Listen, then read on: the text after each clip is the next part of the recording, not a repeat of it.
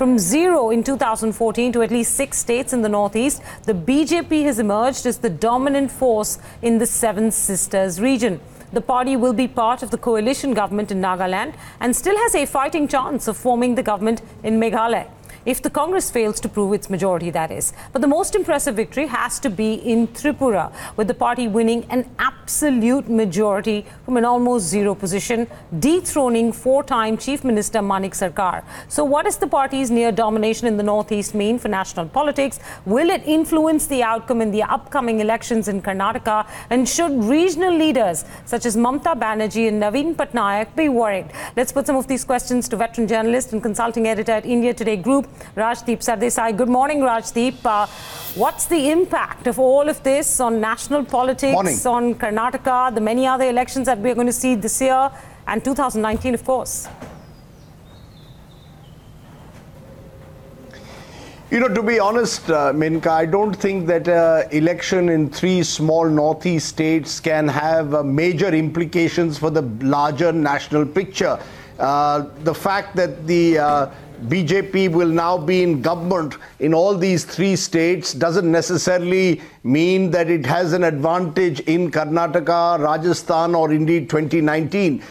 In numerical terms, because these 3 states between them return what? Just 5 Lok Sabha seats. But in psychological terms, in giving a sense of momentum, giving the Narendra Modi, Amit Shah combined the self-belief that they are on an electoral roll, and to that extent diminishing or demoralizing the opposition, I think this has an impact. I think if you look at the headlines over the last 24 hours, it suggests that the BJP now is in power in 21 states of the country, covering 70% of the population, and that in itself gives a sort of morale booster to the BJP cadres, and really, in a sense, is a bit of a blow to the Congress party in particular, that at one time used to dominate the politics of the Northeast. So I think in psychological terms, this is a major boost for the BJP, not necessarily in numbers when it comes to the other states.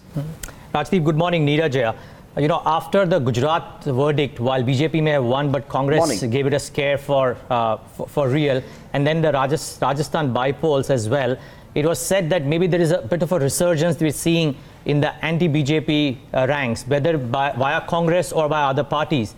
Does this kind of negate that sort of resurgence that we were starting to see? Well, look, I increasingly believe every state election is distinct to the next. What happened in Rajasthan was significant in the context of Rajasthan, a state that goes to polls in November, December this year, that the Congress won 2 Lok Sabha seats with a fairly substantial vote swing in its favor, could be a pointer to what could happen in Rajasthan come December. On the other hand, what the BJP was able to achieve in Tripura is remarkable in the context of the politics of Tripura itself. So I would hesitate to generalize on the basis of any state verdict that any party is experiencing a resurgence or a downfall. I think we are increasingly finding that each state battle is very distinct to the next. So I would, at the moment, really believe that the Congress will have to put all its eggs in the Karnataka basket. This is a state that it rules for the last 5 years, and now along with Punjab becomes the only major state in the country where the Congress is in power. So I think winning Karnataka will be significant in the context of any sign of a resurgence in the Congress. There is no space for the moral victories that the Congress talked about in Gujarat. The Congress needs desperately now to win Karnataka to have some momentum going into the winter state elections of North and Central India and then into 2019. So I think Karnataka will give us a clearer picture of whether the Congress has actually got its act together. Because if the BJP wins Karnataka, then I really believe that the BJP will almost see itself as an unstoppable juggernaut going into the winter elections. Rajdeep, I have two follow-up questions. Firstly, what are the prospects for the Congress to sort of retain Karnataka? I think, Amit Shah has just consolidated victory after victory after victory. And you can, sort of diagnose this down to great party organization, support from RSS workers, whatever it may be. The fact is that he seems to have shown that he's a winning machine. So is Karnataka, up for grabs for the BJP in your assessment? And then I want to talk about third front politics. We just heard the Telangana Chief Minister mention that yesterday, but I'll come to that later. First, Karnataka. Well, I think Karnataka is a very tough state to predict because it's not a traditional two-party state. There's also the Janata Dal Secular of the former Prime Minister Devagowda, who's actually interestingly aligned himself with Mayawati's BSP. Remember also, no party has been re-elected in Karnataka since 1985 when Ramakrishna Hegde got re-elected. So history would suggest that there is an anti-incumbency every 5 years that sets in Karnataka. To that extent, advantage BJP. However, the Congress has one advantage in Karnataka. They have possibly a much stronger local leadership in Siddaramaiah than what the BJP can offer in the shape of Mr. Yediyurappa. I would say Karnataka is 50-50 at the moment. It's up for grabs. I wouldn't rule out even the possibility of a hung assembly in Karnataka because of sub-regional splits and then Devagowda's party playing an important role in a post-poll alliance as of today. But as the BJP has shown in the past, it has the ability to ensure last mile connectivity, better booth management, better organizations of elections, and that can make a difference in the last month. So Karnataka is in May. Some polls that were done last month suggested actually that the Congress had the edge. I still believe it's 50-50 and I wouldn't rule out a hung assembly in Karnataka at the moment. So I think, everybody's trying to understand what this means for 2019 because that's really the big game. Raghav wrote a column, on BloombergQueen.com contrasting the numbers, right? He said BJP swept across Northeast approximately 50 lakh voters, but over the last few weeks it was swept away by about 1 crore voters in the by-elections of Rajasthan and MP and other by-elections. The other way to look at it is whether this is helping consolidate a third front. We heard the Telangana Chief Minister yesterday mention that this might bring a coming together of non-Congress, non-BJP parties. We also heard of Mayawati's BSP potentially offering some support to some Samajwadi parties in some local elections as well. So what's this shaping up? At this point in time, I know this is going to keep changing every month through the year, but how is this shaping up for 2019?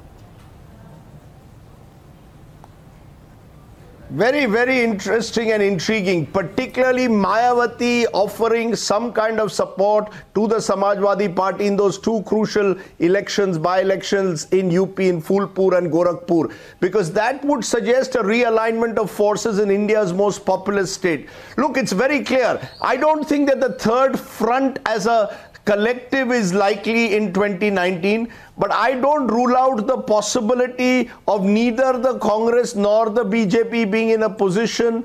I would suggest that there is a strong possibility rather of both the Congress and in particular the BJP needing some of these third front parties to form a government. I don't think the Congress at the moment is in any position to be within striking distance of 272, but 220 could be the new 272 in a general election. And then you will need smaller parties, including parties like Chandrasekhar Rao's Telangana Rashtra Samiti, that could play an important role in post-poll alliance politics. The Mayawati Mulayam or the Mayawati Akhilesh combine in UP is critical for any non-BJP opposition to actually fancy their chances of creating a potential non-BJP government or a non-Modi-led government.